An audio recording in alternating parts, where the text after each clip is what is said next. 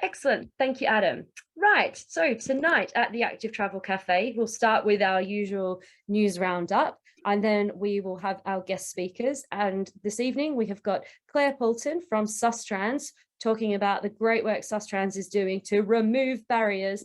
And I'm very pleased because it's happening in Cambridgeshire as well. And then Claire will be followed by Michael Adler from the agency Tipping Points, talking to us about the tipping points we may encounter as we campaign for different cities. And I'm sure both of our speakers will do an even better job of explaining their work when it comes to them. But first, I can see Bob has got a hand up, ready to get in the front of the queue for sharing some news. So Bob, what's your news today? Okay, two things. First of all, don't forget that we, Active Travel Cafe, are going to be operating from the Cycle County Active thingy in Oxford. Is that next week? That's next week, is it? It's not next week, so I'll make sure I give a good roundup of that, and thanks for the nudge, Bob. We have an Eventbrite coming very soon with all the specifics, but the very precise date, I'll get up on my calendar so I don't get jumbled, is the Wednesday the 5th, I believe. Let me double check. It might be the Tuesday, I'm sorry. Yeah, so it's on Wednesday, yes. Yeah. So we're changing our day, Wednesday the 5th of July. And it's a wonderful conference. I know I'm speaking at it. And that's the first point. Second point is in London. I don't know if Simon Monk is here if he wants to talk more about it, but the TfL has released two documents which I put in the chat. One on accessibility, which I haven't actually read.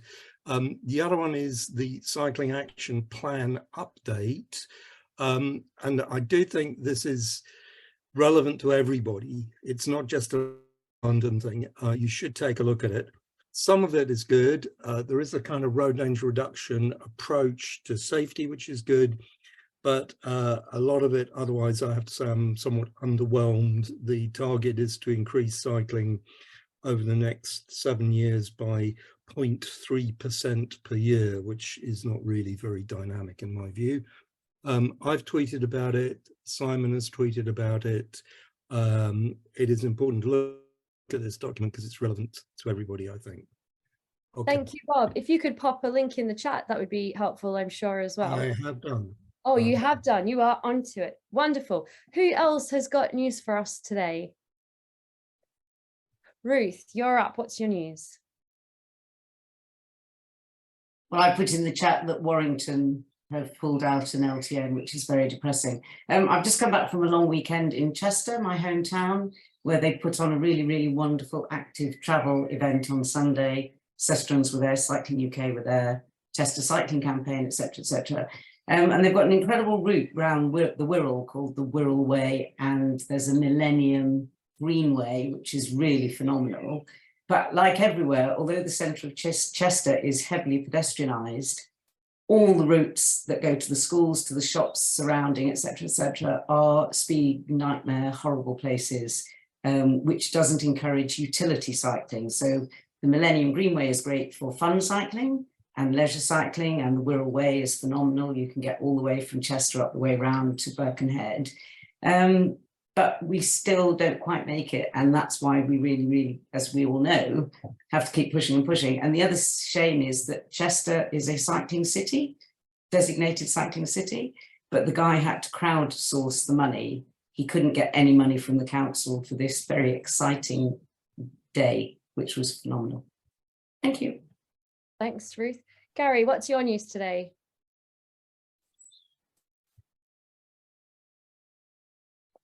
Gary, sorry for that. I normally just sit quietly at the back and take notes, but yeah, news for the day, which isn't the best of news. Highways England have closed the footway and cycle track that crosses the River Medway on the M2 viaduct.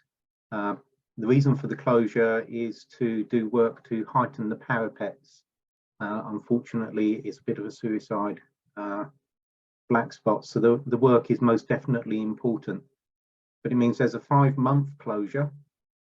They are providing an hourly shuttle bus from one side to the other for 12 hours of the 24-hour day. But that's all that they are providing. Shuttle bus can take about 12 people plus 4 standard cycles.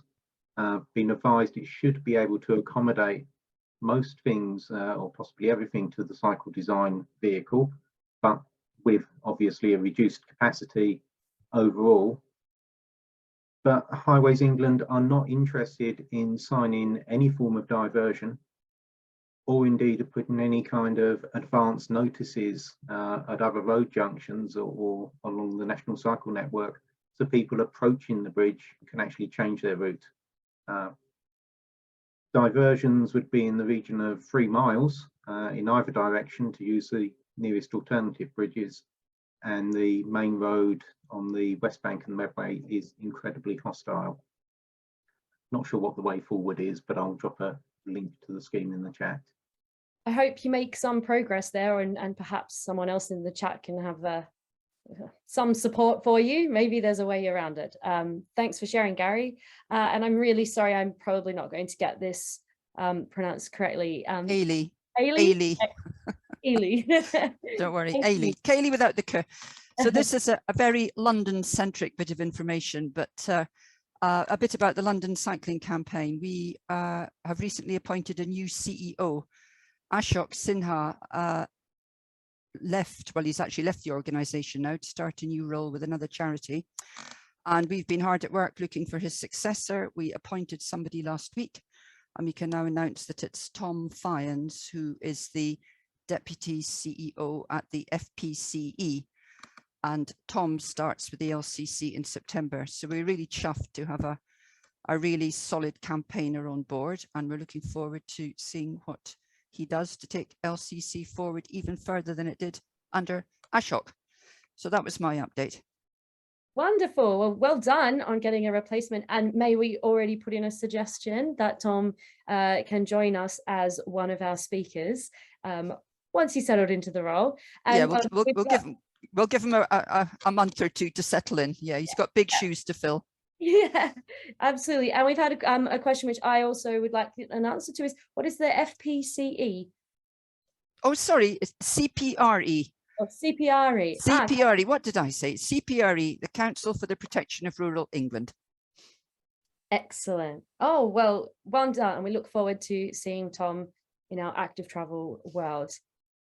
Thank you. Okay, Ruth, you can do one more, as long as it's a quick one. Sorry, that was an accident. Sorry, I had taken it down. Sorry. That's all right. That's all right. H from Glasgow, have you got some news for us today? Yeah, a quick one, 2 quick ones. First of all, we've had some road works which have produced narrow lanes for long distances, and I'd like a little bit of backing on the signage. TAL 1599 from DETR said that 3.25 metres was too narrow for large vehicles to overtake cyclists. And there is signage under Chapter 8, which I believe says narrow lanes or narrow lane do not overtake cyclists, which should go at roadworks. And we've had that. And we've had new traffic islands introduced with a gap of 3.28 metres. Now, the dynamic width for a bus or truck, which is 2.8 metres wide over mirrors, has to be 3.25 metres at 30 miles an hour.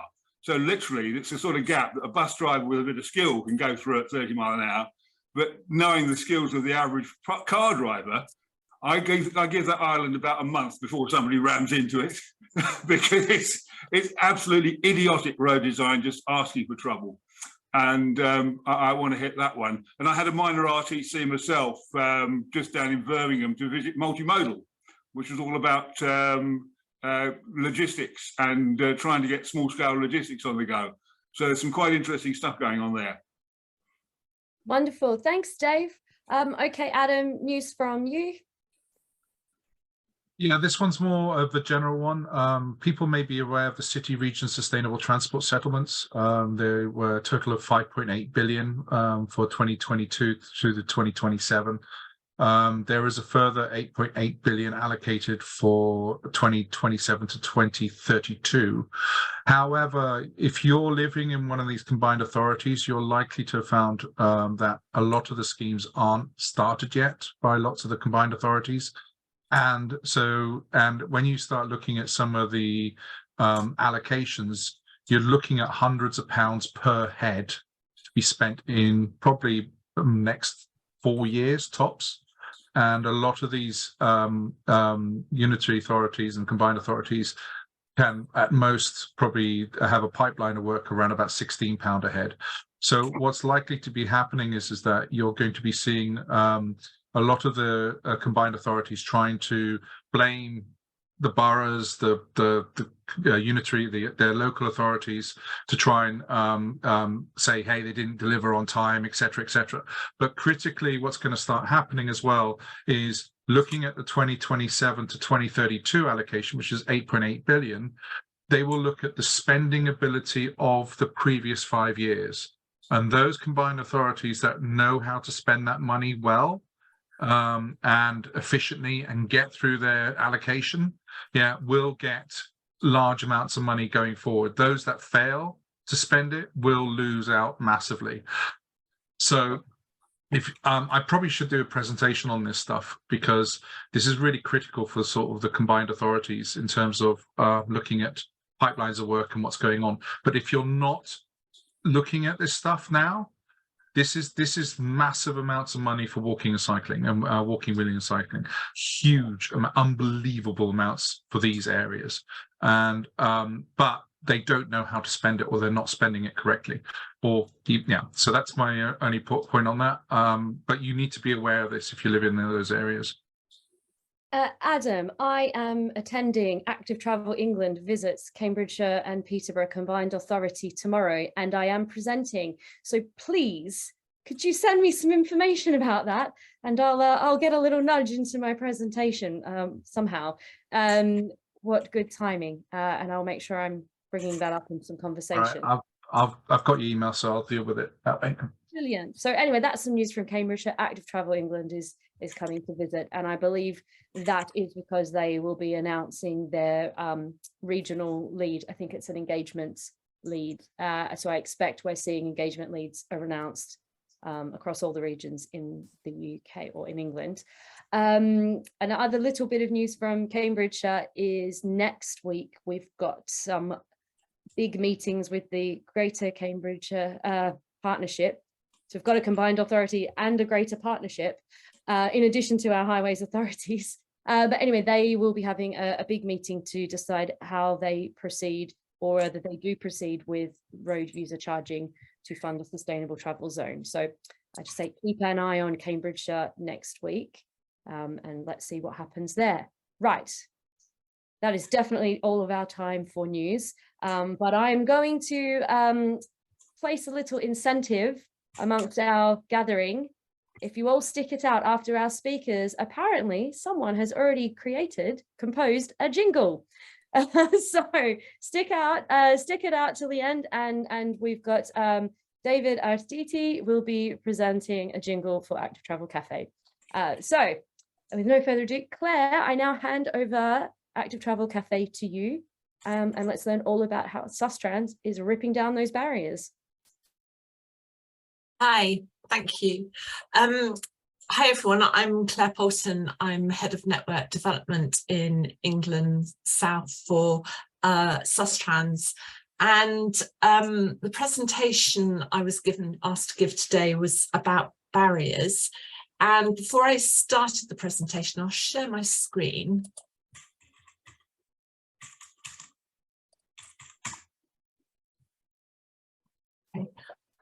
Before I start my presentation, I just want to sort of read from the Paths for Everyone strategy, which was obviously written in 2018.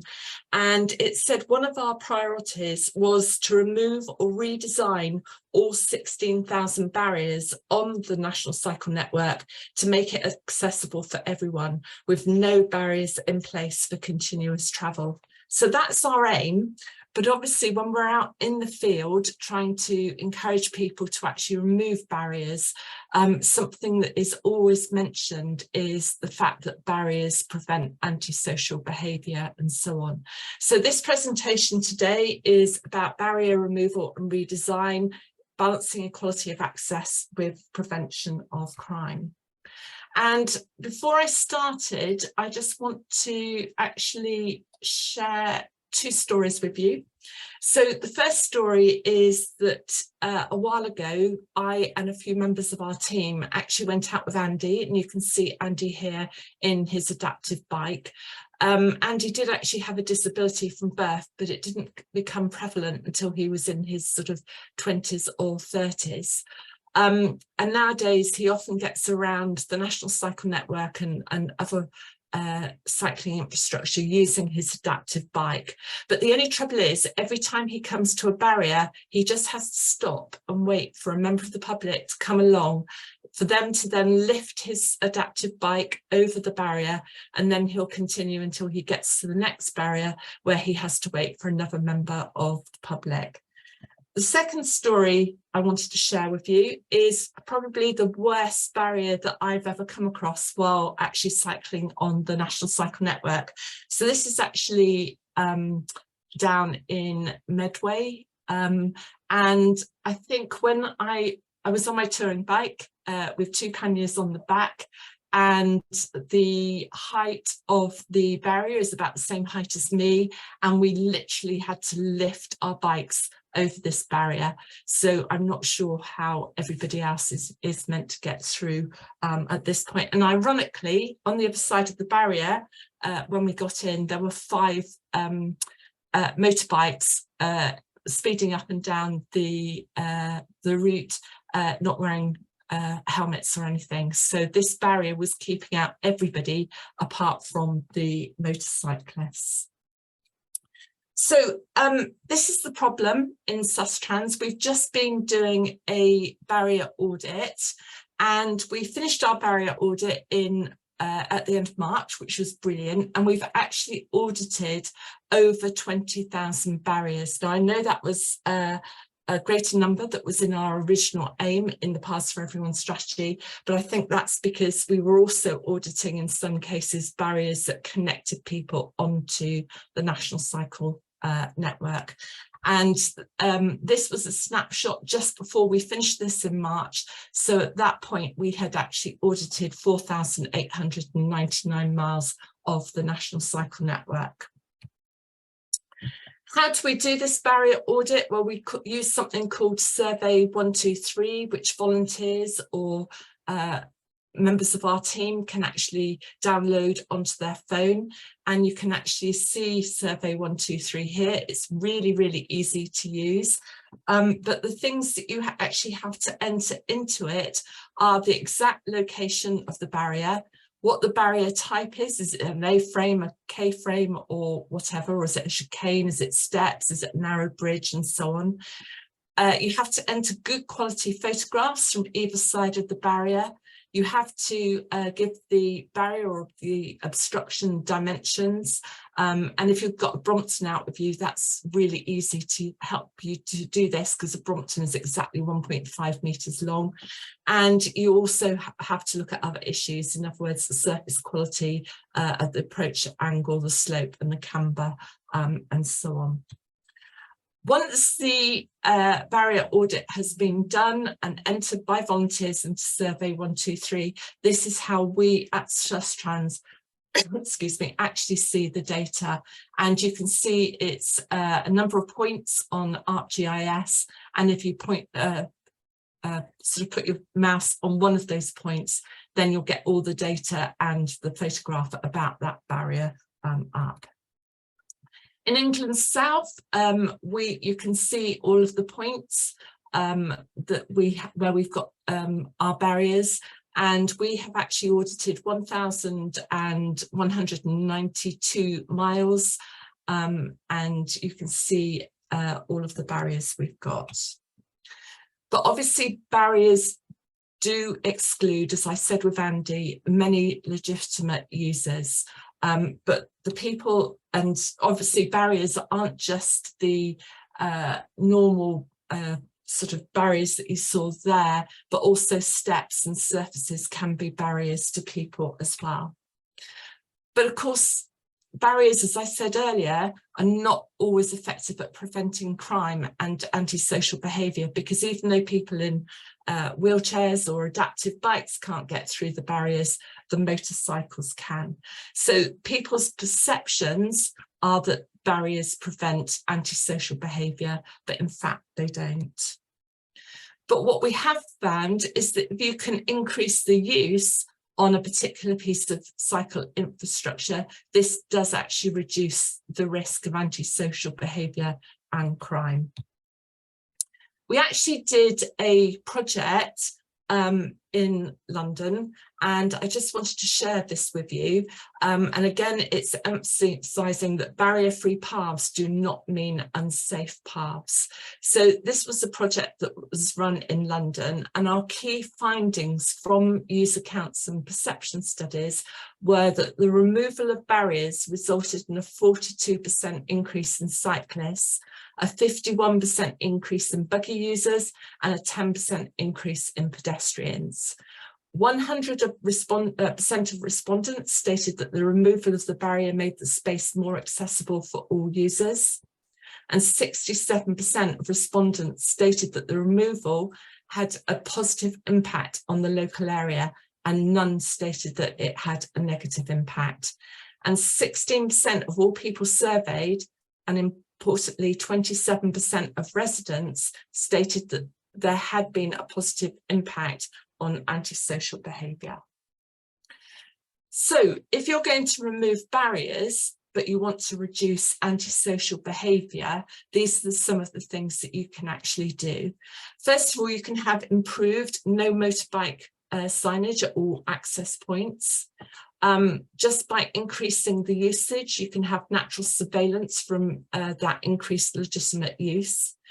If you manage the vegetation so the route is more visible and overlooked, that reduces antisocial behaviour as well.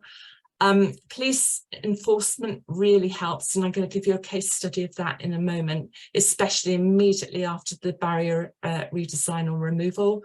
You can use CCTV as a deterrent, and that aids enforcement as well. And again, I'm going to give you a case study of that. And of course, you can also provide alternative venues for dirt bike riding, etc., away from the National Cycle Network or from other cycling infrastructure. So this is our case study in Forward Which Way. This is a route that we're about to deliver.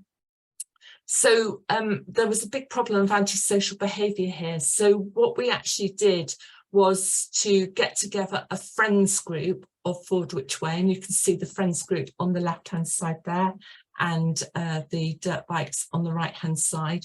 And then we worked with the Trail Riders Fellowship, who you can see here, and the police, and because the land was owned by the MOD got involved as well. And as a result of all of us working in partnership, there is no longer any antisocial behaviour on that particular route. And you can see there that the police actually confiscated a couple of the bikes as well. On the Reading Barriers project, we've actually put up CCTV to discourage antisocial behaviour as well. We also find that when you're actually working with stakeholders or landowners who are saying that they want to keep the barriers up because it does prevent antisocial behaviour, you can actually use the law to actually provide evidence and show that it's reasonable to remove barriers. So first of all, the 2010 Equality Act can help you because it says barriers are likely to be discriminatory. The 1974 Health and Safety Act helps you because that's got a duty of care, including to trespasses where there's a reasonable expectation of trespass.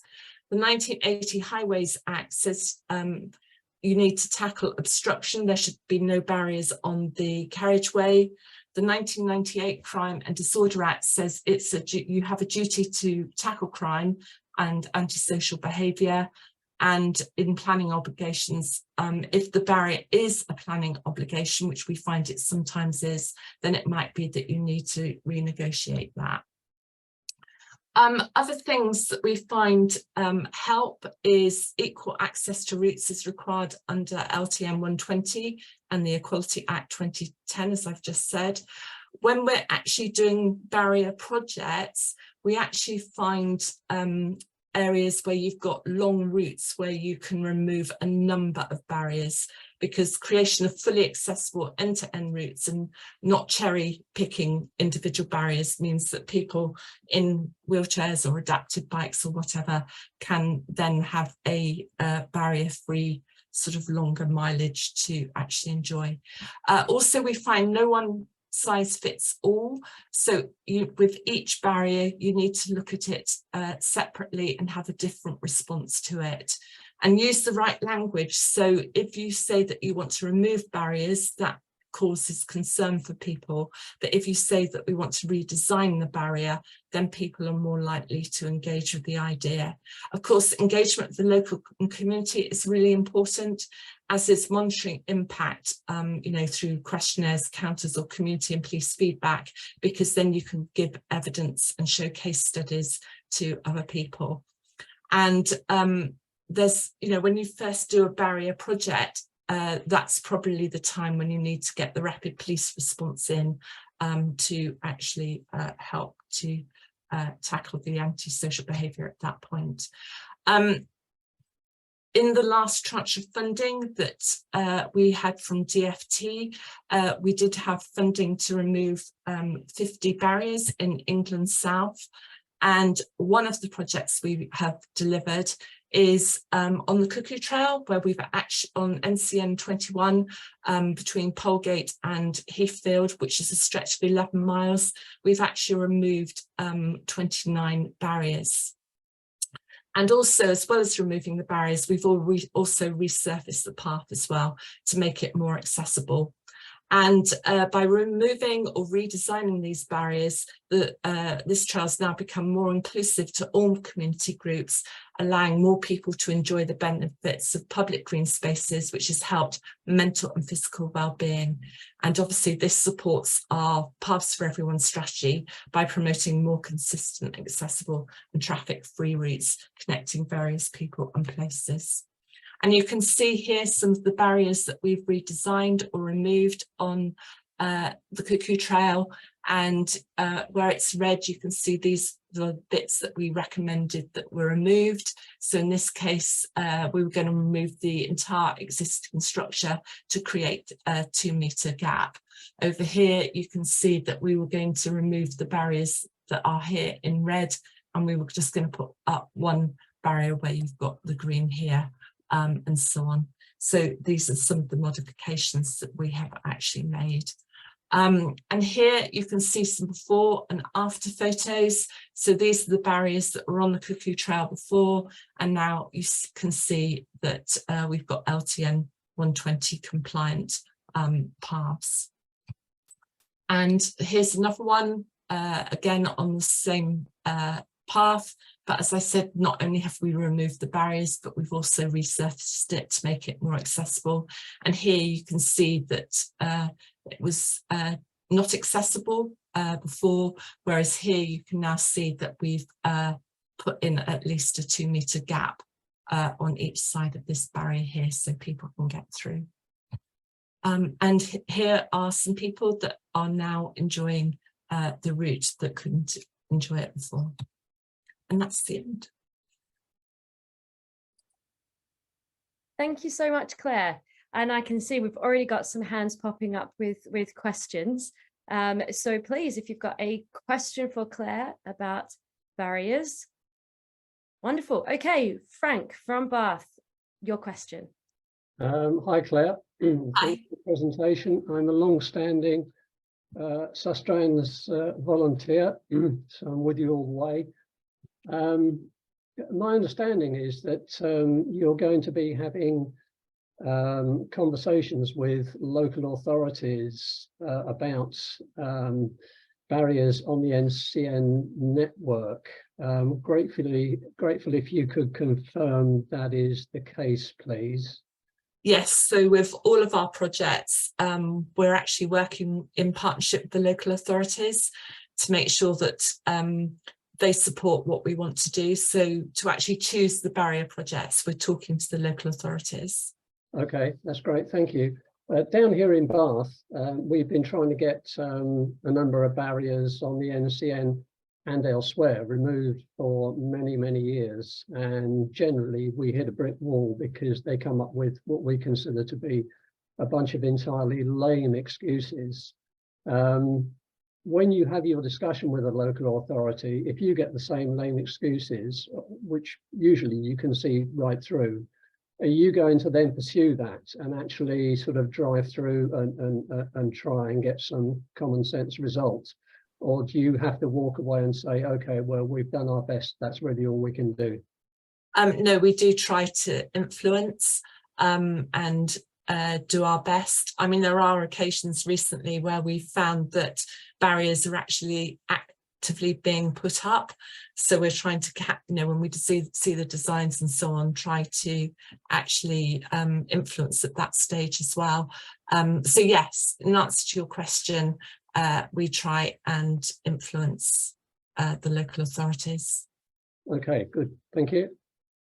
Thank you. Mark, a question from you. Well, I've got to confess, I put in those barriers on the Cuckoo Trail, or rather I was the project manager when they were put in. So Claire, I'd love to have a discussion about them at some point. But there's two things. One is some of those barriers incorporated artworks. So the gas cylinders and so on had little bits at the top that were supposed to be part of the art of the travelling landscape, which Sustrans were doing at the time. So have you managed to preserve any of that by moving them to the side, because they were supposed to be a feature of the path as much as a barrier? That loop that you showed that was supposed to stop horses going along a path that horses weren't supposed to use, it was actually an anti-horse barrier rather than anti-anything else barrier. So there were some features that were about quite historical. And just the second point, so have you preserved the art? The second point is we're doing a very big piece of work for York City of York Council on a very similar sort of basis. And so we've got, and the report we've done for City of York will help some of the other councils like Bath. And that was commissioned by the council, and the council realised it was doing things wrong. So maybe you could use City of York as an example in places like Bath or whatever, where councils are being reluctant and say, well, if York can do it and don't see a problem with removing it, then why are you seeing it as a problem? Yeah, absolutely. I think, yes, at the moment we're trying to collect together as many case studies as we can to actually demonstrate to other local authorities. In fact, the reason I'm giving this presentation today is I went to Oxfordshire and actually presented this to officers. There were about 32 people in the room, I think, something like that. And as a result of that, Robin came and asked me to talk to you today. So this is the PowerPoint that we've put together to actually influence officers. With respect to the artwork on the Cuckoo Trail, I apologise, I don't know, I haven't actually been on site and haven't actually seen, obviously we've redesigned in a lot of cases rather than removed all the barriers, but we've been working in partnership with the parish council, so hopefully they will be aware of the art project that went on before. But I apologise, I haven't been on site, so all I've got is the photographs I've just shared with you. Drop me a line and it'd be great to talk about it. Okay. Thanks. So I'm just going to prioritise people who haven't given news or asked a question yet, just to make sure we get all of our new voices in. So don't mind if I skip a few. We're going to go to Ben Foley. Ben, what's your question? Hi. First, sort of admit, at the moment I've sort of got a work hat on. I work for Wheels for Wellbeing, disabled people's cycling organisation. The Sustrans approach is very, very welcome, and it's great to see the clarity that barriers are very likely to be discriminatory, and the listing of the laws which might be useful in getting them removed is something I've not seen from Sustrans before, and very, very welcome. It's not so much for you, Claire, but for participants. I'd be interested to know about participants that are using actions like pointing out that barriers would be contravening the Equality Act, or doing what Gary Outram has said he's done in the chat of asking about an equality impact assessment, and then using other things like possible letters before action and stuff like that, because I think there's a lot that can be done to make use of the law to persuade people to get rid of these discriminatory barriers.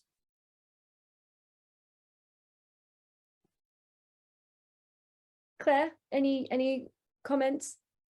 I totally agree with Gary. That's another thing you can actually use. Yes, I'm interested to hear if anybody else has used any of these things that we have described. Sorry, I don't know if that helps. I'm sure that I have heard of cases where the Equalities Act and threat of legal action has been applied. And I do believe it led to barriers being removed. And I believe Jamie from York has had some success. I'm sure someone in our group will be able to point us to a very specific example. And I'm sure there was a blog post about it somewhere. So maybe we need to dig that up and add it. Anyway, well, hopefully someone there can go and Google and see if they can find something on this. Colin, would you like to ask a question? Yes, a lot of it is about persuading other people that the barriers need to go. Over the years, I've come to the conclusion that there's no form of barrier that will exclude two-wheeled powered vehicles that won't also exclude some legitimate users. And therefore, why not go back to the beginning and say, what is this barrier supposed to do? It can't exclude, so do you want to slow them down, or are you just simply trying to mark off where the path starts? I think having to look at the purpose of the barrier rather than going straight to the design of it might produce a better result. Yes, I agree. And obviously, because as I say, it's not just necessarily about removing barriers, it's about redesigning them. So if you understand the purpose of the barrier, then that's going to help with that. Brilliant. And I can see we're getting some comments and some links in the chat where the Equalities Act has been applied. And I'm quite certain there's a Cam Cycle magazine article that's been written about this process as well. I won't be able to look that up right now, but someone else might be able to. So if you are interested, take a look in the chat. We've got some helpful links there. The power of the crowd, quick response, a jingle and useful resources on request. Ruth, would you like to ask your question? Hi, I managed to put a picture in the chat. Great presentation. Thanks, Claire. I know this is about barriers, but are you also looking about how inaccessible so much of our paths are because of not being tarmacked or made with a surface that people can use, especially in the winter and poor weather conditions? Because that, in Holland, all paths are accessible all the time for everybody, and a lot of the Millennium Greenway has been built such that it can be used by everybody. So I just wondered, is that in tandem with the barrier work? Thank you. Yes, all of the infrastructure projects that we deliver are LTM 120 compliant, so they've all got a solid surface, because obviously we need to make all our paths accessible for everyone. So basically at the moment, when the actual Paths for Everyone strategy was written, in 2017, 67% of the national cycle network was on road, 32% of it was traffic free. By 2040, we've got to get 66% of the national cycle network traffic free, 34% of it quiet way, and nothing on road. And we've got just in England South 4,020 projects we've got to deliver to make that happen. So we need to work in partnership with local authorities and other stakeholders to deliver all of those. But any project that we deliver with our funding is LTN 120 compliant, and we will work with local authorities to make sure to encourage them to make sure everything is LTN 120 compliant too. So absolutely, yeah. Brilliant. Yes, it's good to hear about. Well, sad that we've had to decommission so much of the national cycle network, but good that it's coming back better than ever. H, have you got your question? Dave?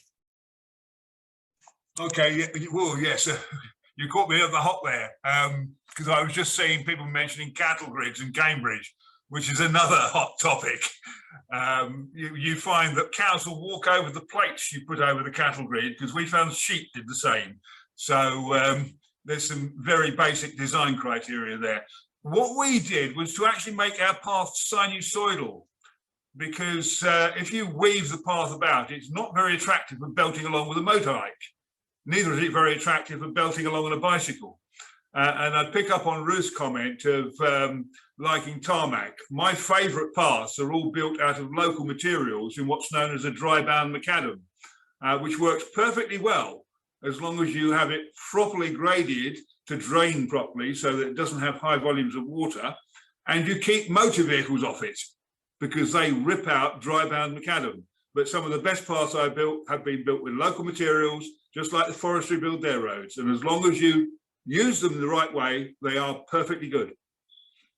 Thank you, Dave. And yes, thank you for bringing up Cambridge cows, because I don't know that we can enforce appropriate cow behavior, but we have had quite a bit of issue with updating the cattle grids to make them more accessible for people using wheelchairs and pushing buggies, and the cows have worked out how to get over them.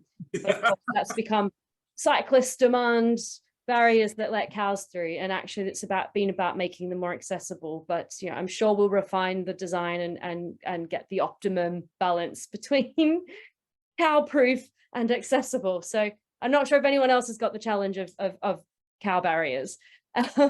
Anyway, oh, Claire, do you have any comments on cow proof barriers? Not really, just no, I haven't. But obviously cattle grids are just another barrier to people. So yeah, a challenging one. Adam, your question. How much money do you need, Claire, to get it all done? I think some calculations are being done on that. But yeah, I mean, obviously the present rate of funding that we had as of last year, we would have enough funding to deliver 140 of those 4,020 projects between now and 2040. So we can't do it on our own, so we have to do it in partnership with others. But I think somebody I heard was going to do the I think they are doing the calculation of how much is needed in entirety, but sorry, I don't know the figure.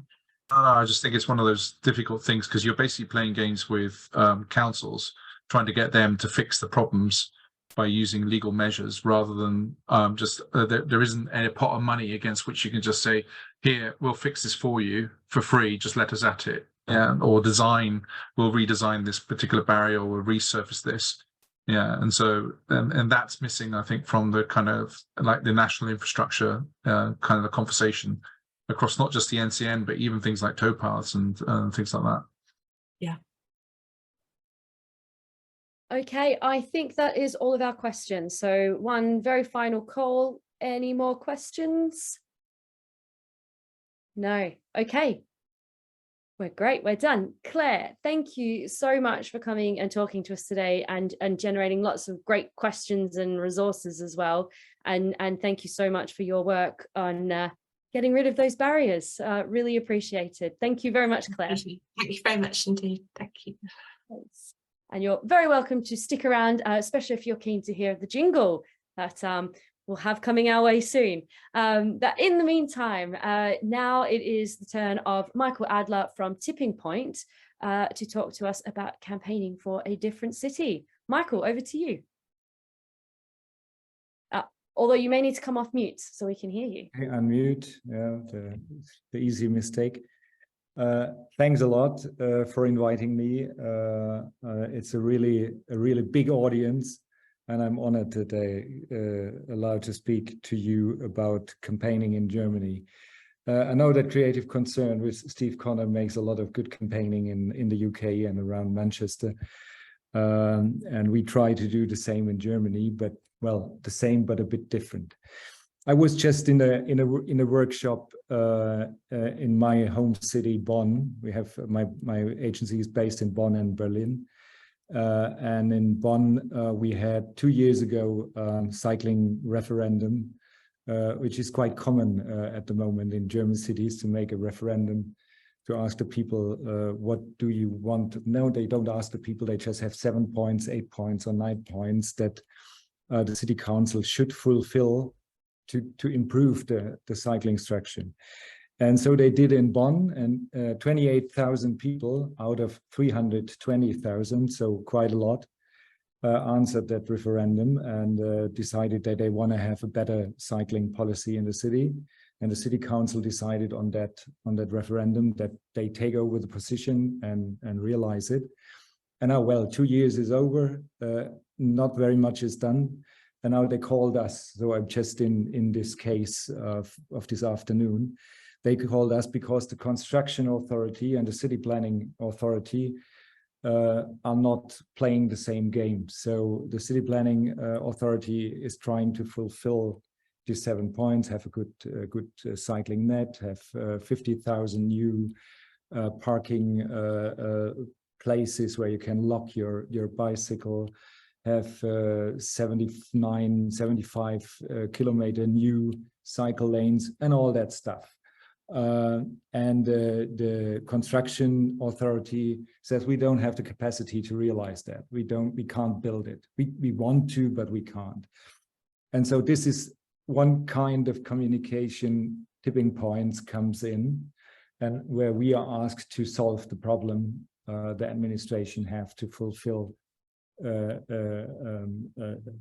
thing they are committed to.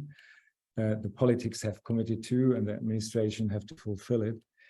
And we do a lot of stuff like that. And I'm going to show you in my presentation some thoughts to that. I try to be briefly in my presentation. So I once said I don't want to have another bicycle lane, or I don't want to have another parking garage for my bicycle. I just want a different city, because if you really take cycling policies seriously, you will have a different city in the end if you change it. If you change it to make it really more comfortable for cyclists. What most of city administrations forget is you have to communicate that, because you're really running into conflicts if you don't do that. And you cannot not communicate. Psychologist, Paul Watzlawick said that, an Austrian psychologist, very famous, of course, in the communication branch. Because if you're not communicating actively, people communicate about you and your issue, and probably they will do it not in the way you like it. I have also brought with me a barrier, so I can connect to the presentation before. This is my hometown railway station. And as you can see, people take the desire lane and just ignore the barrier, which is easy and that in that circumstance. But it's still there, and it's really a very, very actual photograph. So I always puzzled what they think, what they can do with a thing like that. But this is also sort of communication, and this was also sort of communication, the pop-up bike lanes during Corona in Berlin. I think it was first in Berlin that they really popped up in a really great number, and they changed in some parts of Berlin. They changed the system, because this was really sorted out where are the most need for better infrastructure, and so some of these pop-up bike lanes are now standard, were taken over into the real net. So if it comes to communication, you need a strategy, you need some ideas, you need creativity, and you need emotion. First, the strategy.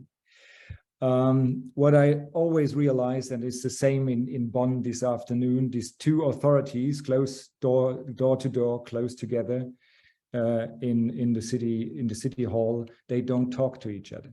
So change starts when people talk to one another who work on the same vision. And communication starts with that, bringing people together in workshops with methods which bring them to discussions. What is very common in German administration is that there is a lot of discussion about how and what, the details of city planning, the details of, well, millimeters, centimeters of some standards that are not really given, and we have to talk about that for ages. And how can we manage to do that between the different authorities? But they don't talk at the beginning and nowhere else in the process about the why. Why shall we do it? And why is it necessary to do it? And of course, you can talk about climate protection issues. You can talk about health issues. You can talk about accessibility issues. And it's all about the why. Why are we changing the mobility infrastructure? And we tell them at the beginning, let's start with why, as Simon Sinek said for companies. Companies who have a good why are more successful than companies who just talk about how and what. And it's the same with pieces of politics and policies. If you don't have a clear why, you can't really succeed. This is a simple graphic, but it's often made wrong, and we tell administrations start with the product. It's corresponding with the why. Why are you doing something different as you did it before? So what is your product? Is it a real complete cycling scheme? Is it a plan for cycling parking? Is it a plan for better public transport and connection with cycling? So what is your product? What is your target group? Do you want to address young people? Do you want to address retired people? Do you want to address families with children? Different target group, different message. Often made wrong, same message fits for all, doesn't work in communication. And prove your media channel. If you want to talk to young people, don't take the local newspaper, won't work. If you want to talk to elderly people, don't use TikTok, probably won't work. And if you do that chain right, you create in the end, if it's good made communication, emotion and experience, and then really action of the people that they do different things. There is, the Nobel Prize economist, Richard Thaler, he found out all this stuff with nudging and with how can people be nudged to do something different. And he called it decision-making architecture. And I say, well, I tell my clients in public administrations, don't force people to change their behavior if the conditions are not good for that. So change of conditions and change of behavior is two sides of the same medal, and you have to address both. If you want to change a city for better mobility, you have to address a lot of different target groups, not only the citizens, but also the economy, the region surrounding, NGOs who are engaged for a better cycling policy, NGOs who are against a different mobility policy, politics, of course, city administration, media, and probably a lot more. And we develop communication in circles. So if you got a project, let's say we want to make a city for people, that's a brand we often take, not a car-free city, because then you send the message that we take away something, namely, especially the car, and you get a lot of opposition against that. If you say we want to have a city is better for people, you usually have a better standing with your claim and your framing. And then we work with this innovation group in the administration, who usually hires us to make their communication process, and we make a brand with them. We make all that stuff. What is your product? how do you want to frame your change process, and how you will you name it, and then the next step is who can help you to realize that, of internal stakeholders, which is the same, well, the people, the authority next door, it's the public transport company of the city, it's some stakeholder in the inner circle of the city administration. And then next step, we talk to external stakeholders like the Chamber of Commerce or how do you call them, the institution who represents all the shops and the commerce in the city, things like that. The other NGOs, like, well, we don't have Sustrans, but we have the ADFC, which is for cyclists. We have the VCD, which is for the whole sustainable mobility. And we have, of course, the ADAC, which is just for cars and more cars. But you also have to address them, and churches and other organizations who have really a strong voice in the community. And these steps we take first, and then we go out and address the citizens' target groups and the city society, because we first want to have a strong position to know what the city is really willing to do, and to have, well, some internal partners and external partners who doing that with you. We did that for the city of Cologne. It's in Germany. It's it's a gamble with words. Zukunftsrat means future of bicycle, and it's just with one letter different. Would be the council of the future. So you can do that in Germany, but not in English. And we brought together, this is the Lord Mayor of Cologne, we brought together a lot of people of different target groups, made all this workshops with them. How do you want to have your city? How do you want to have mobility? And what are your wishes? What is already good? What has to be done better?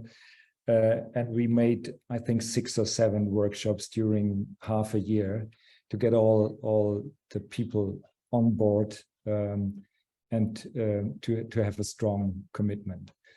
Framing is very important. The frame makes a difference. You see a mess of electric wires. If you make a frame around it, it's just looking more than arts than a mess.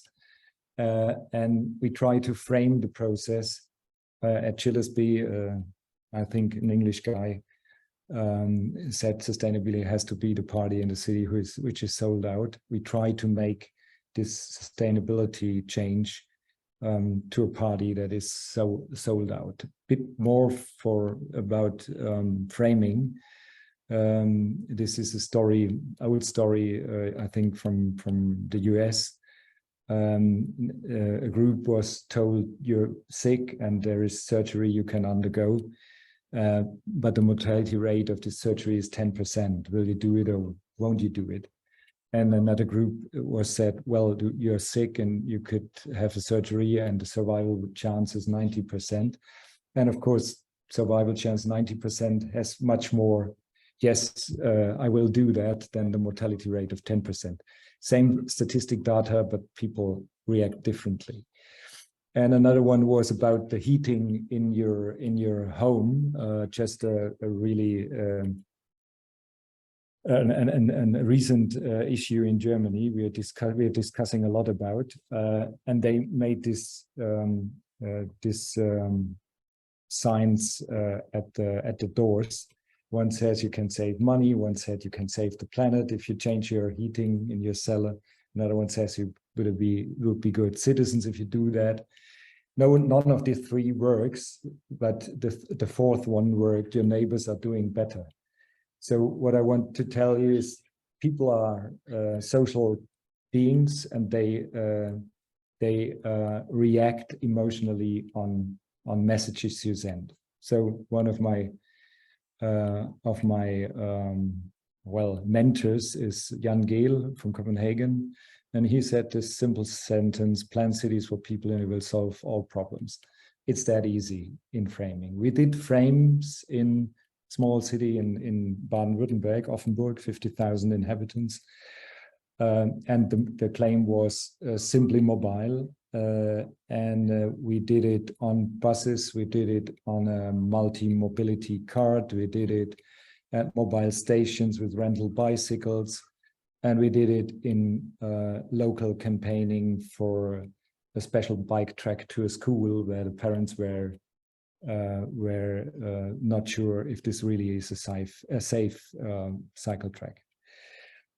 Last point, desirable future. It's all about emotion and about imagination. We can't imagine what we don't see and where we don't live in.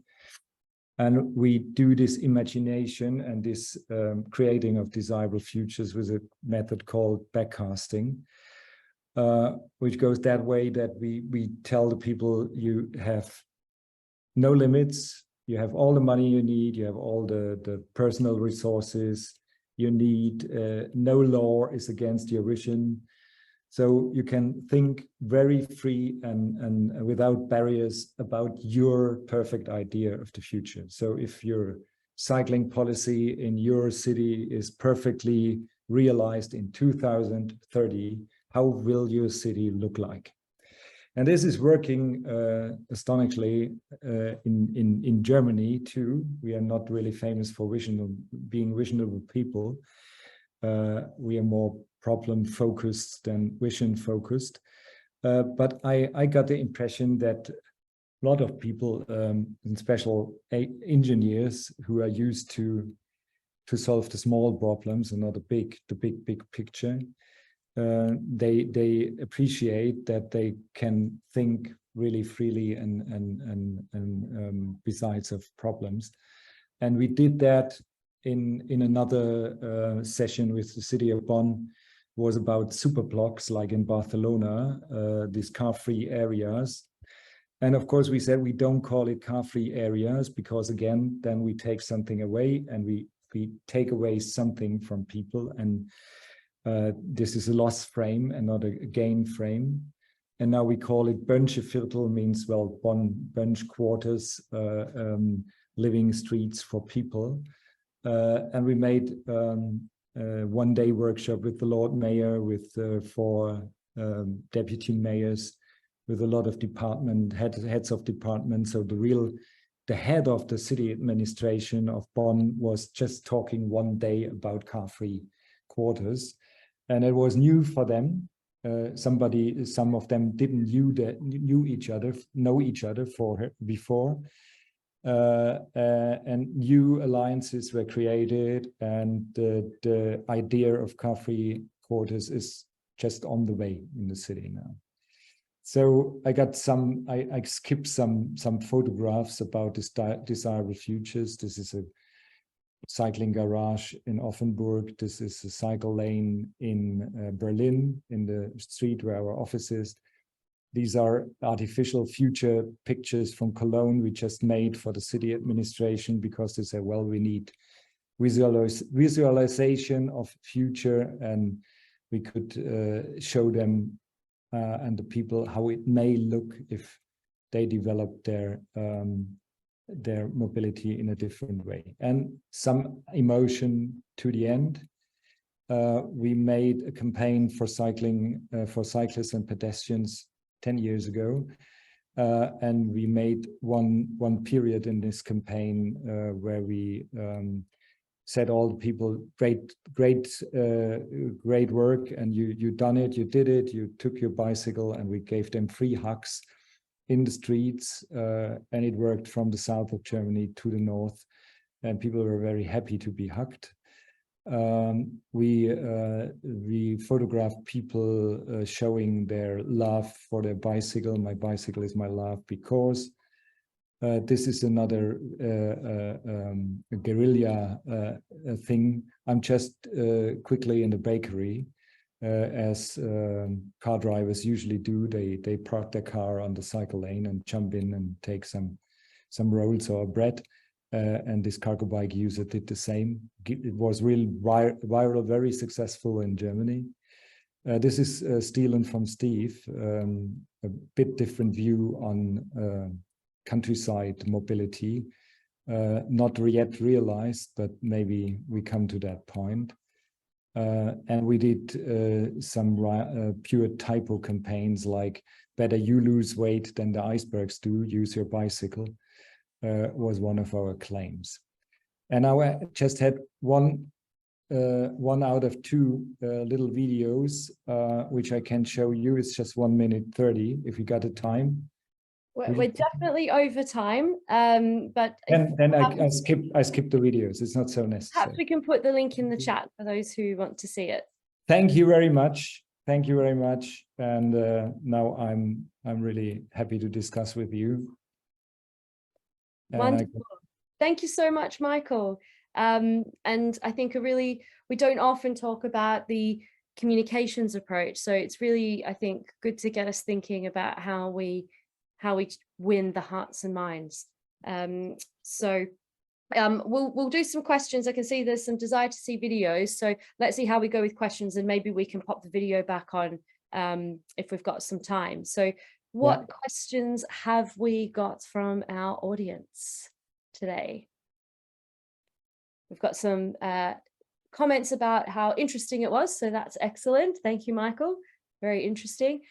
Dave, have you got a question? Yeah, I'm just typing it in, actually. I'd like to explore a deeper dive. I've got the hair for Lawrence Llewellyn-Bowen or Ask Anthea. And it's more like we've got makeover shows for your house to make more money on your house. We have no makeover show for transport. And yet, if you have a makeover of your transport, you can save probably £3,000 to £5,000 a year by not owning a car, using a car club, using a bike, using the bus effectively. And I would love to do a makeover show. And I don't know whether Michael's done anything like that in terms of the communications with people to show them that there are other ways. Because quite often people have driving blinkers. They only see pick up the car keys and drive. And the planners only see pick up the car keys and drive. And so they're focused on driving. And so we get developments. My daughter lives in Milton Keynes, and she has nowhere in the village where she lives she can go. It's a 40-minute bike ride into the shopping mall in the centre of Milton Keynes. Okay, Dave, so let's ask the question. Michael, have you ever done a makeover transport show, or is that something you like the sound of? Sorry, maybe you can help me. What is a makeover transport show? So, for example, if you have shows where you get some experts to come in and tell you how you could make your house better, or how you could dress better, make a whole big reality TV. Okay, so people who visit you at your home. Yeah. Like these Tupperware stories in the past, with these plastic bags. You don't know it. You're too young. I never done that, but we try to get closer to the living room of the people, as we did before, because we realize that one really important point is to be relevant in your communication for the real everyday life of the people. It's really a big effort. There was a social scientist in Germany 20 years ago who did this direct interview marketing for behavior change towards sustainable mobility. But you need millions of money, or hundred thousands of money, to realize that, to organize the man and woman power to do that. But we going closer. We organize more events, let's say on the level of a quarter, so where the people are homogeneous, where the people are really talking about the same problems, issues. Their lifestyle is similar, so we can address them more sharply.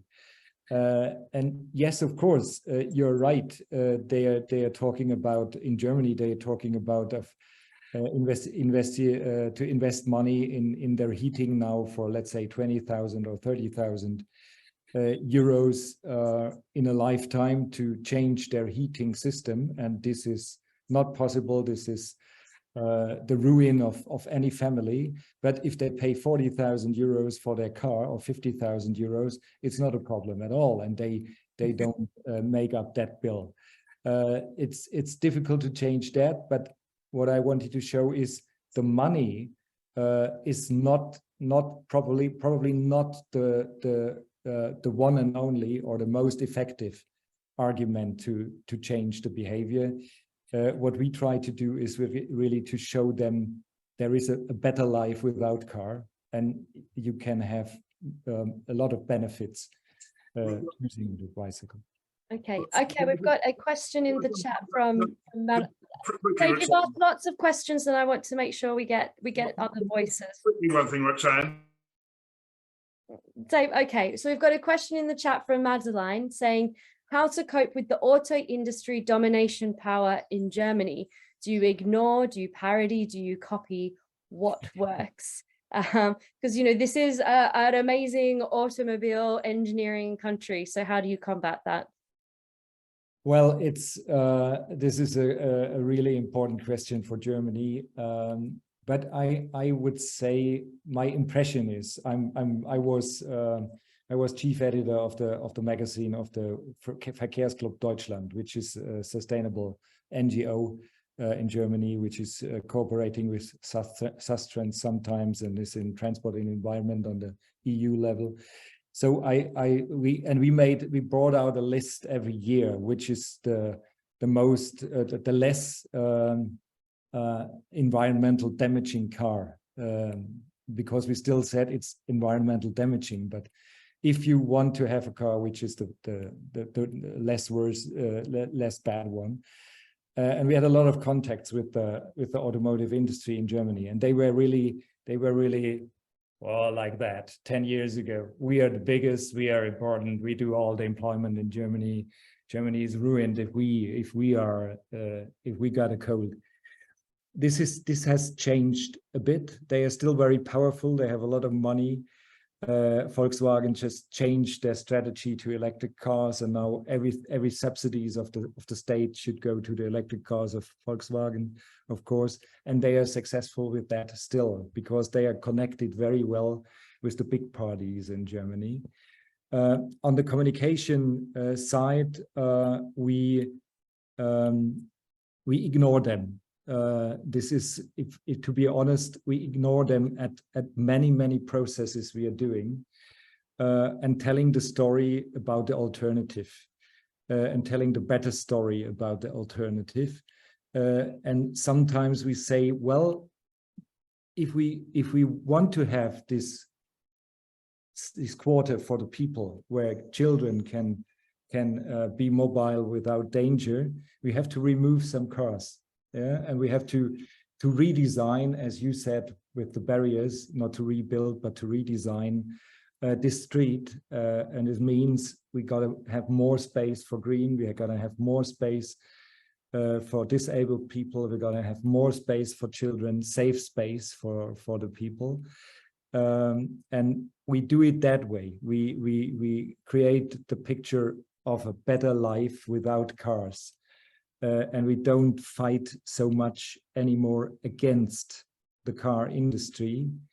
We do that on a political level on other sides, but not with communication, because they always stronger. They have always more money, and you can make jokes about them, but this works for a moment, but not for very long. Thank you. Well, I have definitely been overruled. There are lots of requests to see the video, Michael. So if you don't mind doing a quick play of the video, and then after that, we shall hear the jingle. If David is still there, yes. So a video from Michael, and then we have got the Active Travel Cafe jingle premiere. Thanks, Michael, if you could play that.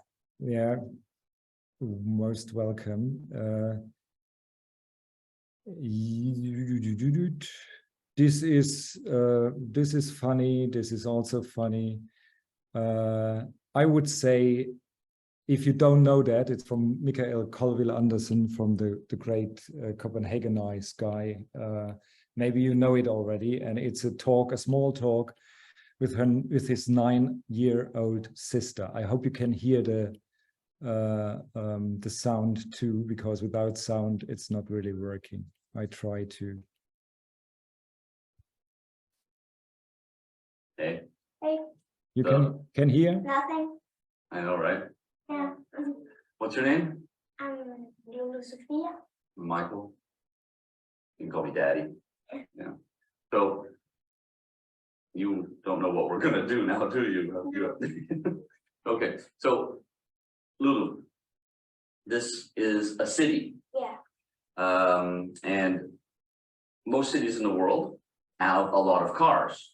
Right? A lot of people buy them and have them in cities, right?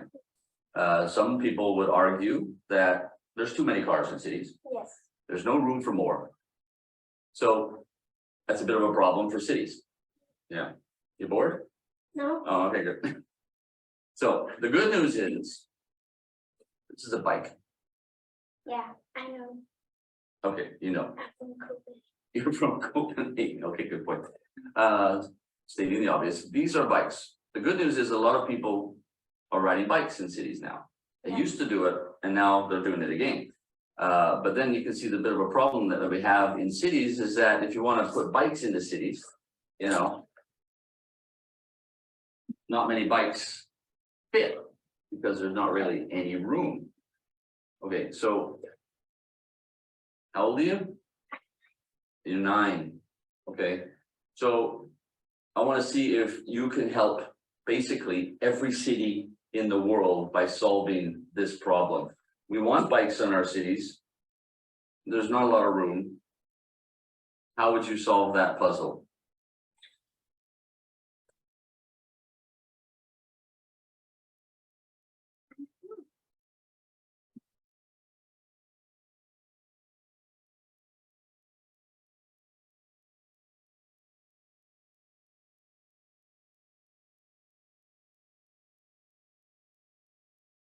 Room for him? For her? That's your solution? Okay, I think this 9-year-old, you just solved the problem for transport in cities for the next 100 years. Yeah. Can I pay you an ice cream? Yes, you can. All right, let's go. Come on. So one small piece of communication. You don't have to make a Hollywood-style movie. Sometimes it's just enough to talk with your own daughter and make a real simple setting like that. I love that movie still. Lulu is in the meantime a teenager, and she's not that small anymore, but I think she's still cycling because she's from Copenhagen. It's wonderful, and a lovely way to wrap it up, Michael. Thank you so much for coming and speaking to Active Travel Cafe today. A real pleasure. And it seems that you've created some inspiration, because we're determined to make a TV show now. Thank you so much. We really appreciate your time. Thank you, Michael. So just before we go over to David, I will just mention that I was on a panel yesterday following a documentary with the film director. So that's James Lavelle, who made the movie Race for the Future. I'll send him a message and see if he can help us. So thanks for the inspiration, Michael. And to see us out this afternoon, David, over to you. Hello, yes. Well, I'm ready at my piano, although you can't see it. That was a brilliant video from Michael Colville Andersen, wasn't it? Actually, I can show you the this jingle. Let's see. You can see it now as well as hear it. This is very brief, as it should be for a jingle. Here it goes. It's fresh, it's clean, it's new, it's green, it's the Active Travel Cafe. Wonderful. Sadly, we can't hear our round of applause, but I'm sure everybody's doing it. David, perhaps you could send us a recording. Right, I'll make a recording on a better piano and send it to you. Wonderful. Who knew we had a professional composer in our ranks? Wonderful. Right, before you all sign off, just to say, remember the first week of July, Active Travel Cafe is coming to you live from Oxford on Wednesday, not Tuesday. So Wednesday, live from Oxford, a slightly shorter version of Active Travel Cafe, and we'll be getting you some of the amazing speakers from Cycle County Active County. Thank you very much, everyone. Bye.